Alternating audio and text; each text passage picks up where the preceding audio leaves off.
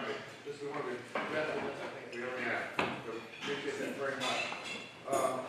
Sponsor grant recognition. I really have to thank our title sponsor, Rappahannock Electric Cooperative. So Rappahannock Electric Cooperative has been a great chamber supporter for a long time. And I want to invite Felicia and Denise to come up, and she can give us a little update, speak a few words about Rappahannock Electric Co-op. Great partner with the new co-op.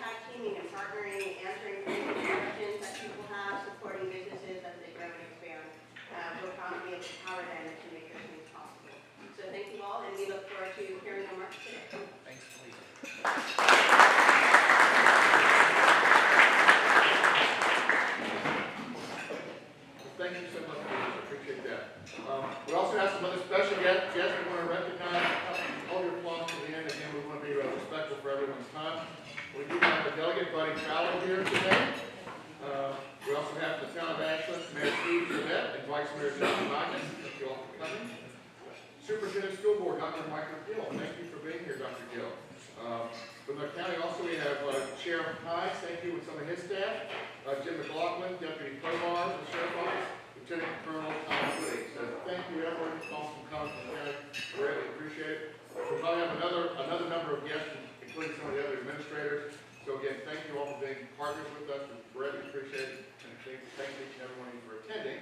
So now, let's go on with the program. I want to introduce Todd Rogers from Chamber RVA. Come up here and get us kicked off and move. All right. Thank you, Todd. Thanks, Mark. I appreciate it. Good morning, everyone, and thank you for coming out early this morning. Being respectful of everyone's time. Just want to go through a couple things. Let you know a little bit about what the Chamber RVA has been doing and our great relationship between the two chambers, and just want to appreciate them involving us in this event every single year. Chamber RVA is very involved in local governments and schools in a lot, 9 localities around the city.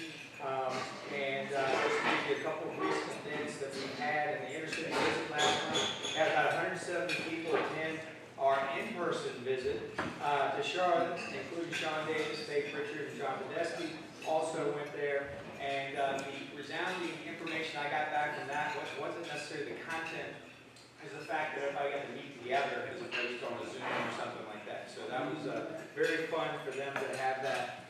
We had many company reps, government officials, and nonprofit representatives all got to hear great content on that. Another thing that we're very proud of that we host is Mission Tomorrow. Almost 9,000 8th graders. So you can imagine 9,000 8th graders around the region participated in our 6th annual career exploration event, including about 1,200 from Hanover County. So a little over 10% from Hanover County. Second year of doing this is a virtual event, 84 booths with tons of information about a wide range of careers. Students were able to watch videos, view documents, and chat electronically, and booth representatives were there to answer questions. So we are so privileged to have businesses and live in such a community as Hanover County. I think we'll all agree with that in this room today. That does not come without lack of work and lack of hard work. Okay, the two guys that we get to listen to this morning, John and Linwood, are certainly at the forefront of making this community such a great community for us and running our local government the way they do. Since both of them are going to be speaking kind of together, is that right, John and Linwood? Okay, I'm going to try to do my best to introduce both of them at the same time, so we'll see if we can do that. First, John Budesky, Canyon County Administrator. in the summer of 2020, when nothing was going on, I'm sure, in local bureaucratic stuff. So I'm sure that he had nothing to do when he got in, but he's filled it with all sorts of fun stuff. But John's been a local government administrator for over 24 years. Most recently, he had that role as county administrator in Goose, and prior to that, he served in the city of Manassas, and New Kent, Hagerstown, Maryland, and Washington County. He also obviously served here in Hanover County before that time also. In his spare time, which I don't know if he has any, man, I'll always see at events, he's always working. He enjoys sports, classic cars, motorcycles, movies, and antiquing. He's the proud, loving father of 2 children, Emily and Evan. Linwood came to our county in March of 2017. I swear I thought he was 28 years old. And now Linwood, I think, is going on 45 or something like that. A lot more gray hair. Yeah, so, some of that is well earned, and what I mean by that is the guy's relentless. He works 24/7. He has brought so many positive things to our community and to our business community here, and we just can't thank him enough for the work and time and dedication. When he's not working, he enjoys spending time with his son Nathaniel, and I can't imagine the stories that will come out of that one day. But anyway, please make sure that we're going to have time at the end to answer questions and that sort of thing. But without further ado, John, Linwood, y'all have to share.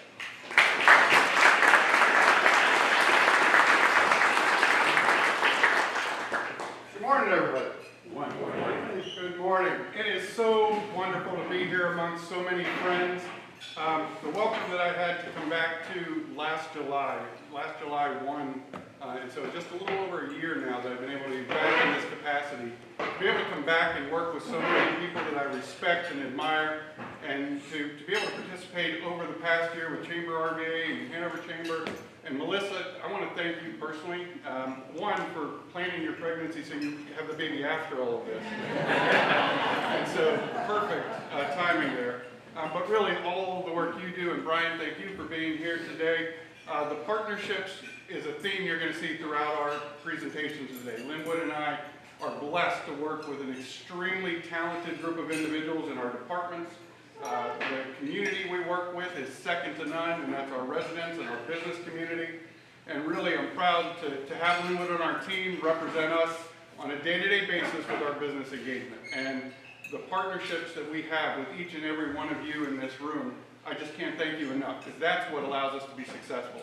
So today, I get to share with you really a story that represents the past year. It represents what the most important things to us on an annual basis, which is our people. We are now a county of about 110,000 people. I have a staff of about 1,400 people on the local government side, thousands more on our public education side that do this work, and we value the trust you put in us each and every day to deliver this work on your behalf, your children, your grandchildren, your neighbors, and just thank you for that. I'm going to move very quickly today. This is being recorded. So in the presentation that we're going to share with you today, Melissa, we'll make sure you have it, Brian. You can share away after today. We want to get this information out far and wide. And so we will save some time at the end of this presentation to be able to share this with you. But on behalf of your Board of Supervisors and your county administration, I'm excited to share this with you today. I do know some of you may have been up a little late last night for something. And it wasn't a football game this time. And so I think I turned the TV off at midnight and got back up at 6 and saw the results. I know some of you did too, so there is extra coffee for those of you that needed here this morning. But we're going to move pretty quickly.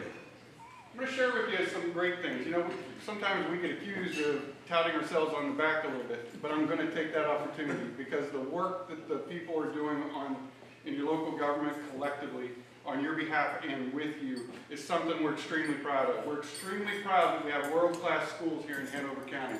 They continue to be recognized for their excellence in so many ways. We are one of the healthiest communities in the nation, top 100 in the nation from a health reason. We're proud to be partners with Bon Secours and the work that they do here in our community. You can see our on-time graduation rates, where we are with the students that we're serving each and every day. You'll see a little bit more about that in our presentation. You have a lot to be proud of in your community. You have a lot to be proud of in your local government. we continue to be recognized as a leader in excellence in the programming and services we provide. That is not accidental, that is intentional. We want to deliver high quality service. We hold ourselves very highly accountable to our residents. I set high standards, our team delivers, and we're very proud of that. You can see some of the recognitions that we've received here. The partnerships is going to be a theme. You'll see the partnerships with our Sheriff's Office and Fire and EMS and so many other agencies. It takes a lot of people to do this work on your behalf. This past year, boy, you talked about me joining the county when nothing was going on, but we missed a great opportunity to celebrate last year because of the pandemic. We didn't miss it this year. We took a lot of opportunities. It may look and feel a little bit different, but 300 years is a milestone we weren't going to miss. And so with the chamber, we've been able to partner on many events, the tavern, so many people came together with us. And as we wrap up this 301 year for us, we didn't want to let this go. This is an important milestone for us, and we were able to celebrate that with our people, to be able to get outside and not have the facial coverings inside. It's nice to be back around our folks. That's the work we do. But you'll see some other themes in here that we also took precautions to make sure we were doing it as safely as we possibly can. A number of events, we still have a few more to go yet this year. Just a few months ago now, we opened the Hanover Museum of History and Culture. Jamie, our director, is here somewhere with us this morning. Very excited for this. We were able to host the very first Smithsonian exhibit in partnership with the Ashland Museum. That has just finished, and there's now a quilting exhibit there, but there's also an exhibit that shows the appreciation for the history of public safety in Hanover County there. And it's also a welcome center. You can get in, and right as you walk in, there's a tremendous amount of information on things that you can do, play, and enjoy throughout Hanover County. Take the opportunity to stop by, see Jamie, see the team over there. You know, and you'll hear a little bit more about the Shop Local campaign. These events, and every moment we have to talk to you, we learn. Last year we learned that we needed to do more on shopping local, and you'll hear more of that from Linwood. We're continuing that partnership as right over our birthday, Black Friday, Shop Small Saturday, Cyber Monday, those kinds of things. We're going to have an opportunity to partner with the Chamber. We're very excited about this opportunity and the businesses that can sign up and participate here, but this is part of our birthday celebration. We've had to do things differently, but we've done what it's taken to get the job done on behalf of our residents. We've opened new pickleball courts this past year, different activities for our families. We weren't able to enjoy the Tomato Festival the way we want to. It's coming back next year. But we were able to diversify, do things a little bit different, reach out to different sectors of our community, engage people in a different way. I'm very proud that I've been able to continue to build a team of excellence. We've had a lot of people serving this county for many years. The vacancies you see 4 new faces on this screen. It's all due to retirements. I've had 4 very talented individuals retire, and I've been able to recruit. I have Dr. Jay Brown with me here today on my administration team. Charlotte Cannon took over for communications. Debbie Preston, many of you know and work with community resources. That's an opportunity to engage and really become a part of your community. Derek Stavey, Parks and Rec Director, and the most recent announcement is my newest deputy over community development, Mr. Todd Kilduff. I had the pleasure to work with both Todd and Derek in a former life, and they're both great additions to our team. And overall, really proud of the team. New energy, new ideas, new ways to serve our community. You've heard me talk about partnerships. This work is not done in a vacuum. There's no one person that gets any individual recognition. It takes a lot of us working together. We have friends from the Chamber with us today. I see Jack Berry's here with Richmond Region Tourism. Jennifer, thank you for being here with GRP. So many folks that we work together with. Hanover is considered one of the big 4 in the region. We are a major regional partner in all of the activities that go on in the Richmond region, and it takes a lot of work that we want to leverage all the great things that are going on here in Hanover for the benefit of the overall region. And these partnerships help serve us and better serve our residents and businesses. There are so many partners. I hate building a slide like this because you're bound to miss somebody. We work with so many great businesses throughout this community. These are just some that are tremendous community partners that give back, but so many of you in this room. I see my friends here from Green Top today. Blaine and your whole team. Green Top is now hosting one of the largest outdoor expos in the nation right here in Hanover County. And they're really doing such a great job engaging families. These are the partnerships that make us better. These are the kinds of things that make Hanover a place that people want to come, invest in, and be a part of.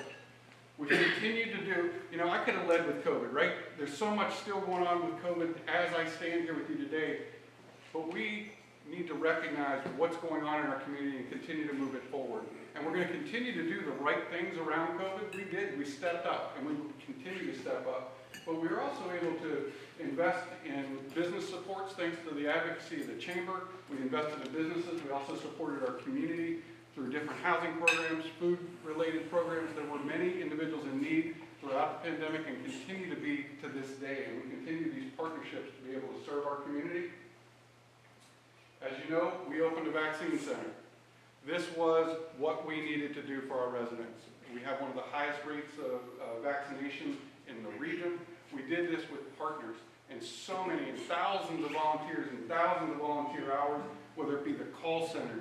We had people stepping up in non-traditional ways. Our master gardeners were answering phone calls to get people into clinics. Our people that weren't running elections were in here helping organize shots. So many folks and businesses stepped up to help us when our residents were in need. These are the kinds of things that inspire us. We're now over 130,000 shots given, and that doesn't even include boosters, and we're about to be working in partnership with our schools and our health department for the kids 11 and under, 11 to 5-year-olds. We'll be able to get shots shortly. And then the boosters are coming back up. So this is work we're going to continue to do, but we also have to keep things moving. COVID certainly has impacted us all in tremendous ways, but it's our job to keep making sure we're doing the best we can on behalf of our community as quickly as we can. I started with one thing that's very important to us, and that's our partnership with our public schools. Dr. Gill and his entire team is one of the areas that I take a lot of pride in to be able to go tout on behalf of our community. Those of you that have kids in our school system, I have two, a senior and an 8th grader. God willing, they're going to get out and be successful. And I am proud of the education that they're receiving here in Hanover County. And I hope you are as well. They have had to adapt as much as anybody, right? To go from 100% in place school relationship to, and you can see very quickly, almost 40% of the kids were online last year, and that flipped on them again down to 3% this year. We had to step up and partner with them to make sure kids had devices that they could access at home, hotspots when they didn't have access to internet, and we're going to talk more about internet, but schools are continuing to do an amazing job, and I'm very proud of that partnership. Internet. The one question, folks would say, what was the number one question you got last year? And yeah, some of it was about growth, some was about Wegman. Broadband, number one question, and we made it a priority. We have submitted a grant in partnership with All Points Broadband. REC, thank you for your partnership on this, Dominion Energy. We have a grant in right now that will get fiber to the home for all unserved residents in Hanover County, and that's over about 7,000 homes. And so we believe we have a very competitive application. We're hoping to know by the end of December if we were awarded this. The county put in $17 million of our American Rescue Plan funds. We have private investments of over $30 million in this project, and we're trying to leverage another 16 out of state funds. With those kinds of funds, we're able to get fiber to the homes. And this is a project that we're proud of.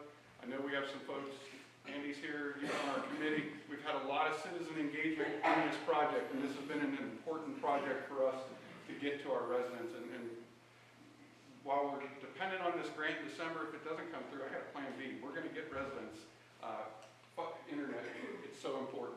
It's so important not only to our residents, but it's extremely important to our businesses. And so, Linwood, I'm going to turn this over to you, and then I'll come back up and sort of clean up the presentation today. But I'm grateful to be able to turn this over to Linwood, and proud of our partnership and team that we have every day. Thank you, John. Well, good morning. Let me try this one more time. John mentioned, I see some tired eyes in here this morning, but I think it's probably just because you guys stayed up to watch the Braves game. Nobody was counting on this last night, I'm sure. I wanted to start, there's two other people I need to recognize this morning. I want to recognize our former chairman of the EDA, Mr. Jim Kickler, who's in the back of the room. Jim really has helped us lay the groundwork for some of the work that we're doing with the EDA, and I wanted to thank him. I also wanted to recognize Brandon Turner, my deputy director, who's with us this morning. Brandon does a lot of the heavy lifting behind the scenes, so I'm very grateful for the work that he does for us as well. I also wanted to highlight for those who may be interested in looking at our annual report, we didn't have enough hard copies to bring everybody today, but we're very proud of this work.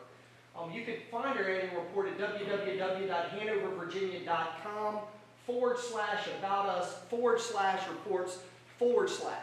This report is not something that we just sit on a shelf, we present to the county and just put away.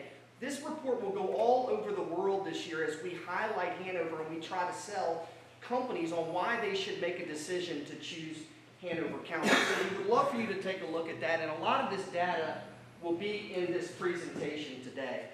So I thought I'd jump right in and we give you a snapshot of our local economy, some of the demographics and metrics that we track on a weekly, monthly, and yearly basis to try to see how we're keeping up with ourselves and also the greater Richmond region. How do you make demographics and metrics fun? Well, I sure as heck am going to try this morning. I'm going to be moving pretty quickly through this stuff. But I think what you're going to see is yes, we've had a challenging year, but Hanover is so well positioned to take advantage of the prospect of small business growth, entrepreneurship, and economic development over the coming years. We're very well positioned. So we'll start with total taxable assessed values by category. Now this breaks out agricultural, commercial, and residential assessed values, and I don't think there's any secret that the valuations in residential and commercial have been growing over the last 10 years, but most recently the last few have been growing significantly. We've seen consistent growth in our assessed values over the last 5 years, but our bailiwick really is operating here in this commercial space. And just last year we saw growth of about 6% from calendar year one of 2020 to calendar year one of 2021. Over the last 5 years, we've seen 20% growth in this sector, and I think what you're going to see over the next few years, we are building a pipeline of projects that we're putting into the top of this funnel, and you're going to see these assessed values going up, not only because values in general are going up, because we're adding product, taxable bricks and mortar projects that are going to be valued in the county. So I think you're going to see that skyrocket over the next few years. As we move down to vacancy rates, we track these by fiscal year. So this is June 30 of 2021. One thing that jumps out to me is we have a declining office vacancy rate when most of the localities in the greater Richmond region through the pandemic has seen increased office vacancy rates. A few things I attribute to that. One, we're not kidding ourselves. We only have a 3% market share of the office segment in the greater Richmond region. So we have a smaller segment. But what we are seeing is a fair amount of medical office taking place and popping up in Hanover, and most of that is leased before it's built. The other thing we are seeing is some urban flight from downtown centers. And it's not just in the Richmond region, but in the greater Washington area as well. People are matriculating out of those urban cores into more suburbanized areas. So I think you can answer that question with some of those responses. The other thing we saw is last year at this time, I told you we had a 2.8% retail vacancy rate, but I didn't think it was really very accurate. The issue was that we track based on leases through CoStar, and I said this time next year, we're probably going to have a 5 to 6% retail vacancy rate. We were close. We are currently at a 4.7% industrial vacancy rate at the end of June, but what I will note is we're already starting to see those vacancy rates as we moved into 2022 decrease again, and I hope the worst is behind us. For those who have come regular to this presentation over the last 4 or 5 years, you've heard me complain every year about industrial vacancy.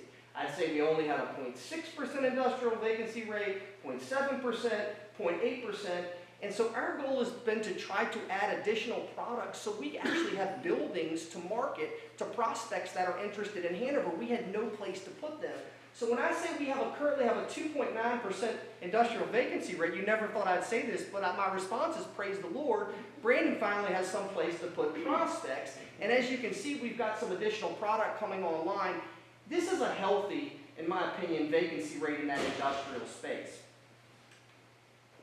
As we look at unemployment and labor force data for the last year, and this is tracked calendar year, January 1 of 2021, we saw a retraction in our labor market of about 2,000 people. Now, you show me a community across the U.S. that didn't lose labor force through this pandemic. I thought this could have been twice as bad as what it was.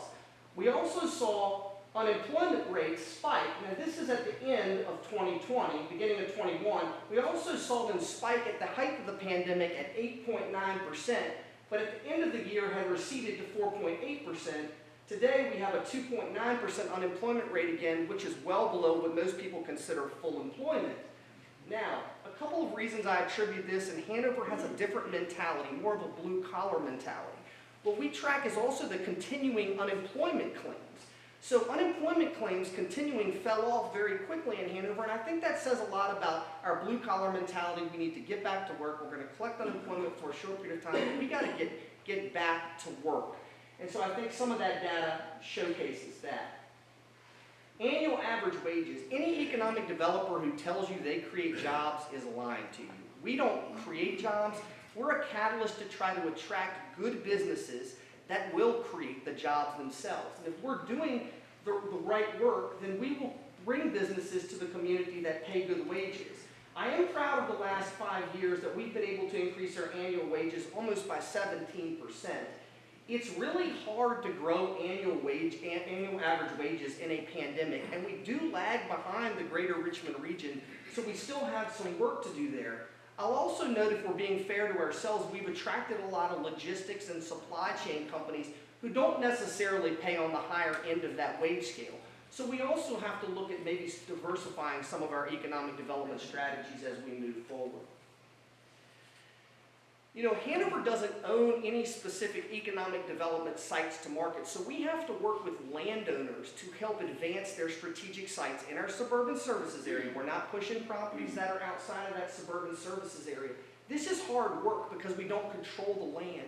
But over the last 5 years, I think we've done a really good job of working with those landowners to advance sites through the Virginia Business Sites Readiness Program to move those tiers up to make them more competitive. And what you're seeing is a significant amount of product that's coming out of the dirt right now. Last year alone, we added about 1 million square feet of flex and industrial space to our product offering, and we have almost 5.5 million square feet of new space that's either queued up, moving through site plan, or announced over the next 2 years. That's a 40% increase in the current bricks and mortar offerings that we have now in our industrial space, which is huge. You say, well, that's wonderful, but it's also a challenge because we're running out of site-ready product to market for economic development projects. I'm proud to say, even through an epidemic, or some people call it a pandemic, we had 150 new expansions and business announcements last year, was an increase of 42% over the year prior. Now what we do, and we've got enough data now to start tracking our announcements over the last few years in dollars, is we put these into the top of this funnel. So we have these announcements, the companies say they're going to create capital investment, they're going to create jobs, and then what we hope is that they come out of the bottom of this funnel in the way of commercial construction permits. And as you can see, commercial construction permits over the last few years have grown significantly. Last year was our highest year on record, not a huge jump from 2020, but what we're going to see, because these announcements typically take 24 to 36 months to start to break ground. You've got to go through permitting, engineering. A lot of the state regulatory agencies these days take much longer. You're going to start to see these commercial construction values skyrocket over the next few years. I'm already tracking data for 2022, and we're going to far out exceed this $63 million in FY22 and beyond. It wasn't all roses. We saw a net new jobs loss of about 3,300 last year. You said, well, Linwood, your labor market contracted by 2,000. I'm not quite sure I understand. This is actually employers who hire people. They don't necessarily have to live in Hanover. The labor force is constituted of those people who live in Hanover. That's huge because this is the first contraction we've had in our labor market in 15 years. We've typically added net new jobs every year. What I can say before the pandemic was, based on Garner Economic Study, we were in the top 7% of all localities across the Commonwealth. That's top 9 or 10 localities across the Commonwealth in net new job growth. I'm not too worried about this because we have had so many project announcements recently by good companies that are going to create good jobs. I think over the next 24 months, you'll see our net new jobs back to where they were before the pandemic. Just a few areas I find interesting as we track where we lost jobs. I don't know if you all thought that maybe we would lose jobs in the healthcare segment because we needed healthcare workers, but people were burnt out, they were tired, and to be honest, they were scared this past year. So we saw people leaving the healthcare industry. I'm not too worried about it over the long haul. They're great jobs, they're good wages, they're good companies. We'll see that area rebound. Look at this.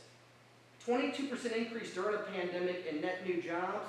in logistics and warehousing, 196% over the last 5 years. People say we don't want warehousing and logistics jobs, we don't want trucks, but this industry sector has helped insulate us significantly through a pandemic, so we can't discount that. 15% loss in management of companies, that's sole proprietors. That's individual business owners. People go out of business in a recession, but they also start businesses in a recession. So we see even the 5-year percentage looks promising. I think we'll continue to see growth in that segment because Hanover is so full of the entrepreneurial spirit. And then the last thing I show you here is information. That's both digital and print. And the economy is moving to more of a digitized economy. Most of your information people garner online now. The print industry, print paper, newspaper, has been dying for some time. So this has nothing to do with the pandemic.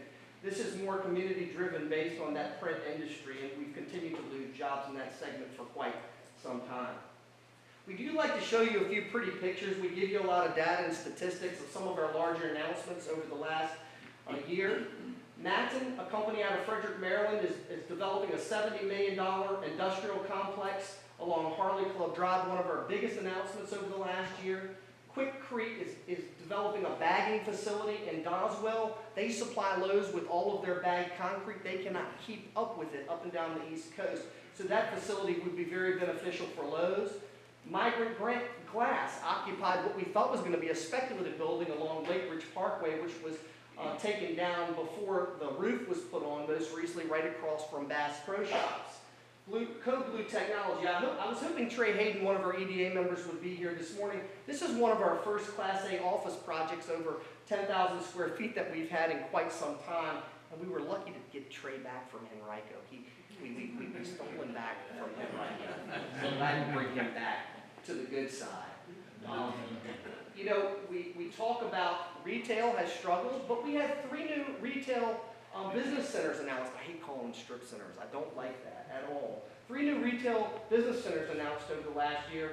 King's Charter has just finished completion. Wigwam Crossing is nearing completion. By the way, for those who don't know, there's going to be an authentic Brazilian steakhouse in Wigwam Crossing just across from Cardinal Commerce Center on Route 1. You're going to have to check that out. That should be open in the next 6 months.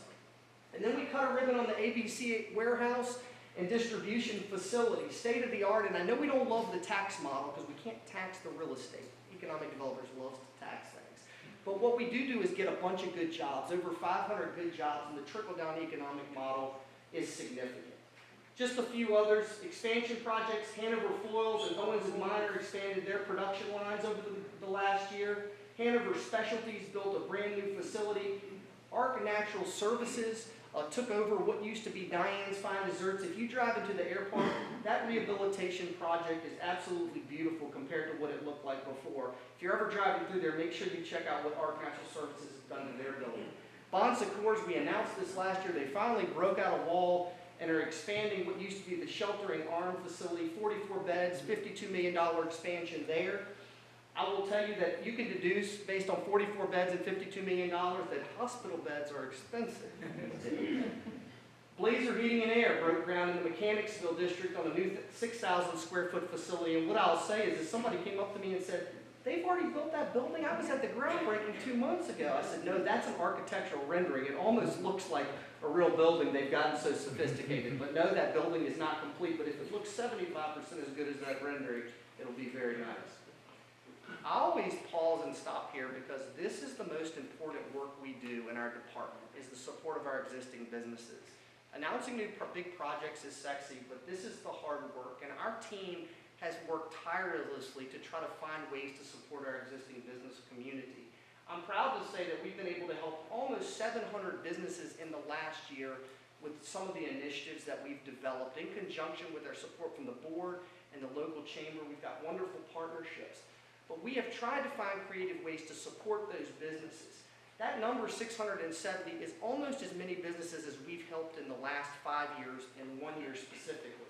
Whether that was our resiliency grants, we were able to give away money to almost 60 local businesses. 53% of those were small, women, and minority owned.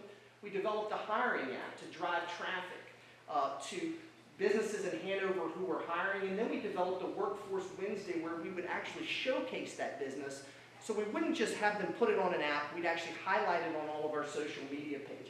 We didn't stop doing business walks, because some of these blue-collar businesses actually wanted to meet face-to-face. Now, we did follow all necessary governor's protocols. I want you to know that when we did these business walks. We developed job fairs. And then we rolled out a Shop Local campaign, something that hadn't been done in 10 years.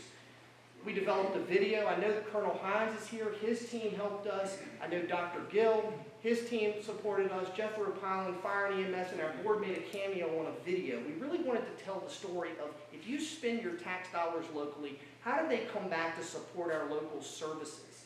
And we didn't just want to stop there. What we wanted to do was develop a Shop Local campaign. Not that we sit on a shelf or we do once a year, but that we continue to develop in perpetuity around different times of the year. On your at your place settings, you will see a card as we ramp up. John mentioned it earlier. We ramp up our Shop Local campaign as we move toward Black Friday and Cyber Monday. If you are a business in this room who would like to be part of that, we'd ask you to register through that flyer. But we can't take credit for this idea. This idea, as John mentioned, came out of this event last year.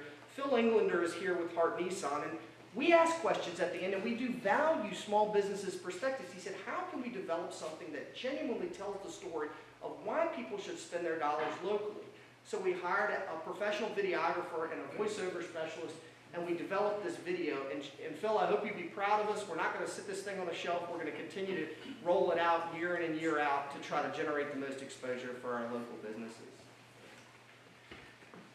You know, one of the most important things we do is marketing and prospect development, and every community across the country is trying to land some of these projects that we've landed over the last few years. We've been very successful in this, but before the pandemic, we were ready. We had already updated our website to make it more accessible to developers and prospects. We had already done drone videos. This past year, we added aerial photography in certain economic development corridors.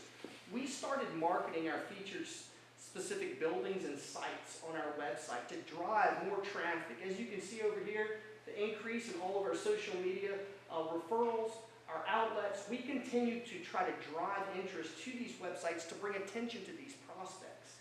Over the last year, we responded to 101 prospect leads. We have our partners here with GRP. I don't think anybody's here from the state, but they help us generate those leads. And what is a prospect to us? It's not just a phone call. It's a company that is genuinely looking in Hanover County to make an investment. They found a site, they've provided capital investment, and they've provided job numbers. So we were able to increase our prospect leads with tangible prospects 29% in a pandemic. We also met with 51 prospects. And he said, how do you have a prospect visit when it's virtually? Well, it's always most important to get boots on the ground, but I will tell you that we were almost as effective virtually because we had ready-made content. We could show some of these sites aerially better than they could see them if they had their feet on the ground. So we were well prepared from a marketing perspective during the pandemic. The last thing I'll touch on, and I know we have our friend Jack Berry in the room, it wasn't all roses, as you all know, for the retail and hospitality tourism industry over the last year. We did see a decrease in hotel tax revenues of about 24%. We also believe, and we don't have the data for visitor expenditures yet, but we're also going to see a decrease of about 24 to 30% in visitor expenditures, which is huge because right before the pandemic, we had our highest year on record, which was about $260 million in visitor expenditures. And if that's down over 30%, it'll be under $200 million. But what we do have is we have partners that are still making investments in our community. King's Dominion didn't stop. They've made hundreds of millions of dollars in investments over the last few years. Even when they were down, they made a $6 million investment in what they call Coconut Shores last year. We had transition there. Tony Johnson transitioned out of his role as GM for over 40 years, and Bridget Bywater came on. We're looking forward to working with her. She brings new blood and ideas to the park. And there was a reason they were voted the Mark S. Weiss Award winner this past year because of their resiliency and their being such wonderful community partners. The 50 Tiki Foundation. And I got to give another plug. Phil, you're getting 2 plugs today. And the Hart Nissan Concert Series at Harley Davidson was rolled out this year. Nationally known artists are coming to Hanover County. The Travis Tritts, the Justin Moores, the Diamond Rios. We hope that when we get out of the pandemic, this is going to be a wonderful venue next year, concert venue, and a tourism draw for that matter as well. James River Cellars expanded their facilities over the last year. We were able to dole out 3 Virginia tourism grants, one of which that we wrote, and we stand on call to help businesses and nonprofits who are interested in tourism-related grants if we can be of assistance. Don't take our word for it anymore. I know we all think the Hanover tomato is the best in the world, but now that Food and Wine and Southern Living say it has to be true. We love getting that press, and it doesn't just help the tomato industry, it's all the agri-based businesses in the county it draws attention to. And we were able to help secure resiliency grants for 3 local Hanover agri-based businesses and farms over the last year, so we want to continue to support those industries. I will stop there and turn it back over to John, and we'll take some questions together at the end of the presentation, if that works. Yep. Excellent. Yeah, no problem.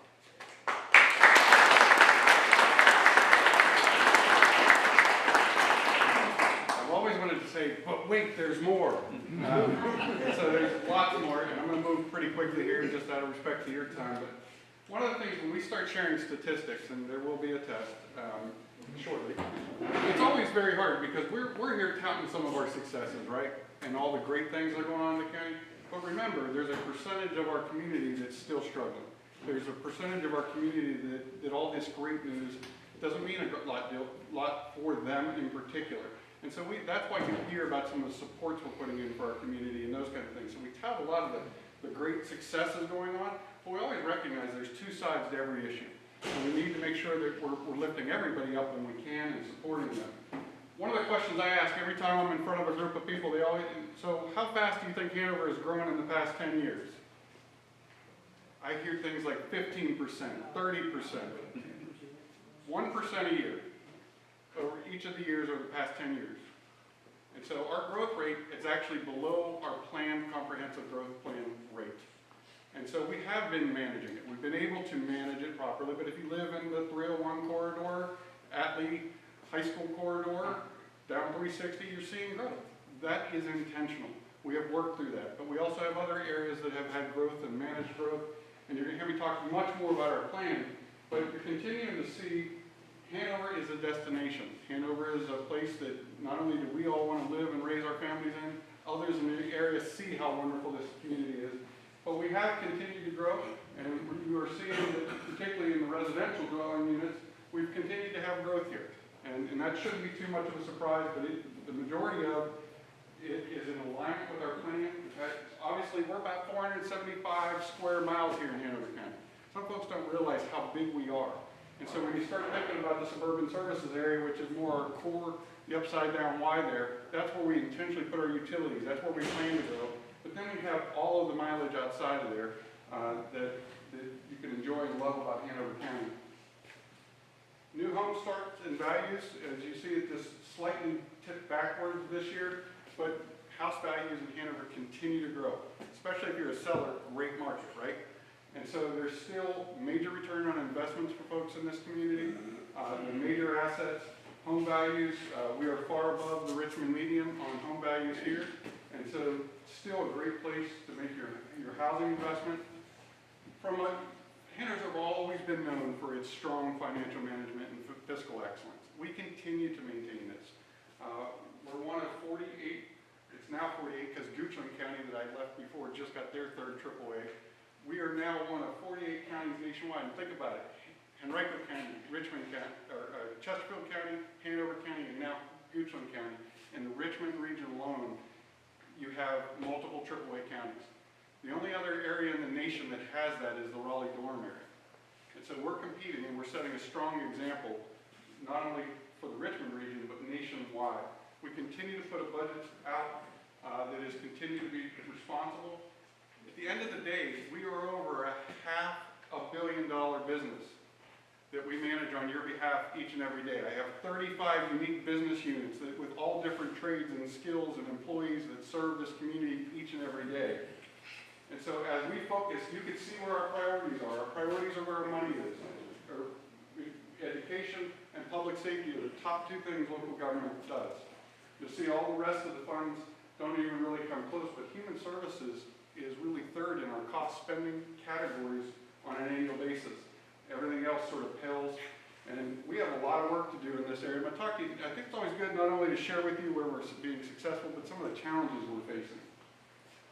This year we've had to make investments in our workforce, and this is going to continue to be an issue. Just as businesses in our community are struggling with workforce issues, we as a county are no different. Public safety salaries were a major challenge for us. Worked with the sheriff and his team, worked with fire and EMS last year to try to make our salaries more competitive. We want to maintain the talent we have here in Hanover County and attract the best and brightest. And so we've been focusing on that, and we will continue to do it. Broadband, outside of the $17 million I shared with you earlier that came from our American Rescue Plan funds, we put $1 million of local funds towards this. And you're going to hear the theme of citizen engagement. Everything we do from here on out is going to have higher levels of citizen engagement. We're making capital investments. There's projects that, if you're down in the Lee Davis Road area, we're going to be looking at a new fire station down there to reduce response times. We've already staffed it, and we're double staffing another station, but we're going to add a new station down there. We're working on training initiatives to make sure we have our folks best prepared to respond in emergencies. If you've gone by the end of the airport on Sliding Hill, you'll see two projects that are actually under construction. There's one that was just completed was Luck Industries built their tower. We're building a new terminal building, and next to that is yet another hangar building that will house MedFlight. And so you're continuing to see investments at the runway. Montpelier Recreation Center, those out in the western side of the county, we're about to make about a $10+ million investment out here. We're finalizing that project in the next few months. Schools, we're going to continue to have ongoing school needs. The one that's well underway now is the Henry Clay Gandy replacement project, and we have many, many schools. Many of our schools are 50, 60+ years old, so we're looking and working with our school partners. How can we tackle these challenges as we move forward? As we think about road projects, as we hear about the growth challenges, we also have to meet the road demands. And so many of these projects, whether a new house gets built tomorrow or not, you still have to replace aging infrastructure. You still have to address the road problems you have now. And we're making commitments. Major road projects are underway. We are part of the Central Virginia Transportation Authority. This is fueling over $10 million of road money to Hanover County at a minimum on an annual basis right now. We're about to tackle some major projects as we move forward. Atlee Station Road from Kings Tarter Drive down by Atlee High School is getting widened in the upcoming years. Route 360, everybody knows that we finished up there at the entrance to Walmart where the Taco Bell is. Now we're going down past Lee Davis, past Tractor Supply, and finishing that section of the widening project. There's future phases beyond that. Whole Green Road, this has been a challenge for us for many years. We are now in what we call the 30% design phase. This is sort of the rendering we're working with, so we will have widened roads with a shared use path. That project's moving forward. One that's exciting for us is the Fall Line Trail. Anybody that's ever used the Capitol Trail, this is actually a project that I like to say it starts, ends, and restarts in Ashland. The Fall Line Trail, 48 miles of trail from here to Petersburg, and it will connect with the Capitol Trail. Think about those opportunities for bikers and walkers and regional economic development and tourism. This is an exciting project. This was literally last Sunday. John and I had the opportunity to join this group. Right now, you can only go so far. We wouldn't encourage you to meander too far off the path there. But really, as we look at engagement, the ways Hanover's been successful for many years, I always say our success in the past isn't always going to be the success of the future. We're grounded in strong management, but our residents are expecting information in different ways, and they want to engage with us and be part of our process.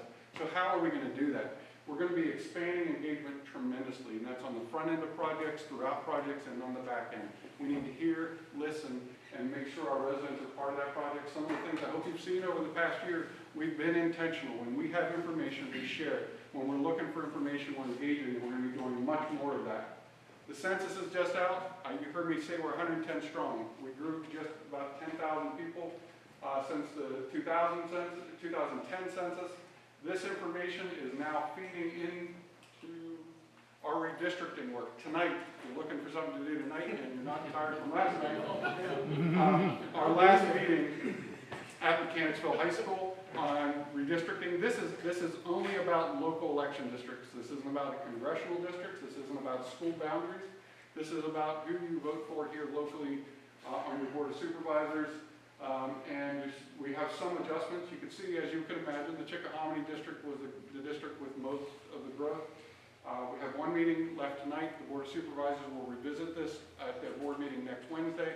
In December, hopefully adopt not only the redistricting boundaries, but precincts and potentially precinct names. And then that goes to the Attorney General's office, and it looks like we may have a new Attorney General, maybe, that will have to adopt the recommendations that come out of all the counties in the Commonwealth. Looking ahead, this next 2 years, I tell everybody, is the most critical 2 years to our next 300 years. We're going to be focusing on so many different planning activities that we need your feedback in, we need your engagement in. The Comprehensive Land Use Plan really is one of those plans that guides land use planning, but there's so much more. As we work in this, we're about to roll out and adopt a board new 5-year strategic plan. We're tying it all together. Our utilities master plans, our public facility plans for where government services will be offered, including parks and buildings, economic development strategic plan in partnership with our EDA, a Parks and Rec master plan, long-range transportation plan, and a 25-year capital improvement plan. There's 3 counties in the Commonwealth that are planning beyond 5 years. It was Goochland County where I last served, Stafford County who stole it from me, and I'm bringing it to Hanover. It's important. We need to understand long-term implications. If we're only planning for 5 years, and we did some 10-year projections in the past, but we need to understand what is our liabilities, what is our long-term needs as a county, and how does it tie all of this together. And so that's important work. And again, if no new residents move in tomorrow, we still have major investments here that we need to make. The comp plan, I'm not going to go through all the details here, but this is a major opportunity for you to engage. This is a 2-year process. You'll see at the meeting next week, we're hoping to have the board adopt the engagement plan for the next 2 years. So please take the opportunity to be a part of this. We, as a business of $500 million, we are no different than some of the small business challenges in many ways. We're struggling with employees, and so as we look at trying to retain good talent, we need to make sure we have competitive wages and benefits. We need to make sure we have infrastructure that's meeting our ongoing community needs. There's also a tipping point where investing in existing infrastructure doesn't make sense. When does it make sense to build new facilities? And we've got a lot of great use out of our facilities, but we really need to look at when's it time to replace and how do we manage those costs. The road projects, yes, the Central Virginia Transportation Authority is an important investment tool for us, and leveraging state and federal funds is important. But really, these kinds of things, we need to, yes, be proud of our success and tout those kinds of things, but we need to be realistic about the challenges ahead. Just like you and your businesses plan, we need to plan appropriately as your local government. As I wrap up, I started with partnerships. I'm going to end with partnerships. The success is not, based on luck. Well, some luck sometimes, right? But it's intentional. It's us planning. It's us engaging. It's us working with folks, hiring the best and brightest, and working in tandem with our community and our business community. I and Linwood are very proud to do that on behalf of your Board of Supervisors in partnership with so many great folks in this community. So I just thank you for your opportunity to speak with you today. Linwood and I are here to do our best to answer any questions that we can do for you, and just thank you for your time today.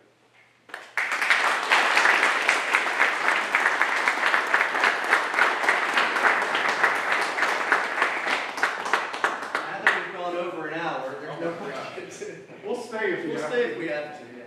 Thank you so much. So, seriously, questions? They had a great presentation. I'm sure somebody has some questions down here based on all that. Gary. This one's for John, just because he's mentioned it to me before. I don't know if you know this, but any more details on the vaccinations for the 5 to 11-year-olds? We understand that the Pfizer version just was approved yesterday. Right. And so we have been, knowing that potential was coming, we've been working with Dr. Gill's staff and the team. We are looking at ways, and the health department's engaged in this, so they have to get the supply. But remember, we're in a little bit of a different place right now. If you go to vaccine.org, as soon as that's released, it's not just something the county will do alone. Yes, we're going to partner with the schools and try to do a rollout opportunity there. But now there are so many other community providers between family physicians, pharmacies, and healthcare providers that rollout will look a lot different than you saw early on in the rollout back in January. And so there will be many opportunities. It'll be an interesting one to watch because we're hearing nationwide that the take rate is substantially less than the take rate even for the 12 to 18-year-olds. And so we're going to provide those opportunities. We've always been a community that decided if folks want it, we weren't mandating this. This was a voluntary opportunity for those that wanted it. And folks that wanted it showed up en masse. And we're going to continue that approach in partnership with our schools. But our hope is really within weeks, you're going to see some of those kinds of rollouts here. The supply kind of challenges are not as much as they were early on, but based on that approval yesterday, we understand there was a stockpile that they're ready to ship. And so as soon as those details get worked out, I anticipate in very short order, you're going to see those shops being offered. There was one comment that I wanted to make that I excluded from my presentation, and I think it was important to add that John mentioned Blaine Althofer with Green Top, and that wasn't in our presentation, but I would surmise that besides maybe King's Dominion, this outdoor expo, that's probably the largest on the East Coast, is probably one of our largest tourism draws. So Blaine, we want to work with you in the coming year to try to find ways we can better partner on that, because it brings so many people to our community. And so I just wanted to make sure we recognize that we look forward to working with you as we move into FY22 and beyond. Thank you. Question, yes? Yes.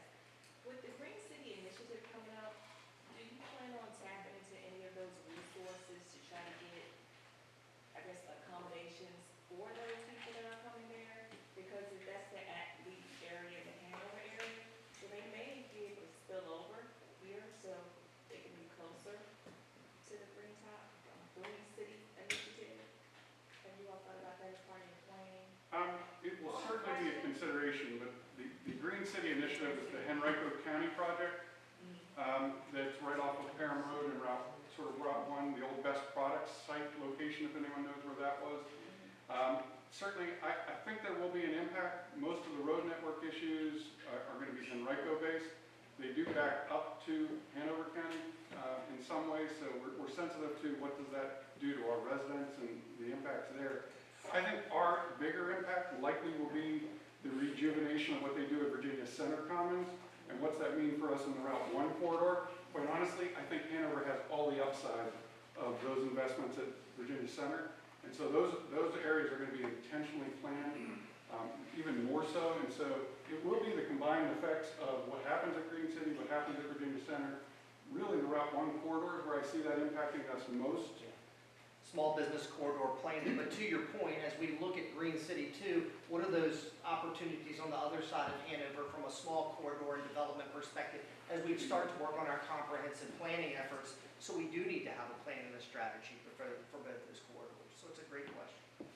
And we are going to be doing that in our update of our comprehensive planning efforts.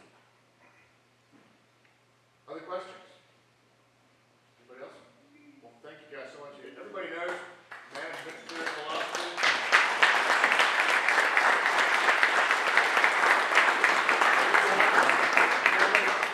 We all know it's business. What gets measured gets managed. I think we saw a lot of measurement, so we can now see what a great job the economic development office do in helping manage this county. And I appreciate the comment about the Green City, the best product at Oak Corporate Headquarters.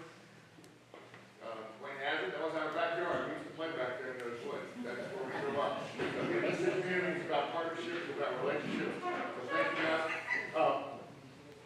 You're going to do some event stuff for RVA Chamber, Todd? Yeah, there's just a few that was on the So slide. yeah, thank you for your partnership, and we appreciate it. We got two great chambers here. Yeah. Thank you. Great Mark. event. Thank you for coming. There's some events that were up on the slide that are coming up for Chamber RVA. Please participate in all those. They're great events out there. Please make sure you're aware of those. And I think we have a drawing, don't we? Okay, you need to do the drawing? Yeah, I can draw. And today's drawing is from our wonderful patron sponsor, First Bank and Trust. Thank you guys so much. Round of applause. Obviously, a bottle of Hanover Red wine, so we appreciate you guys for. And the winning ticket ends in 3593. 3593. No? Going once. Did somebody lose their ticket? Bad time to lose your ticket. Okay. Ending in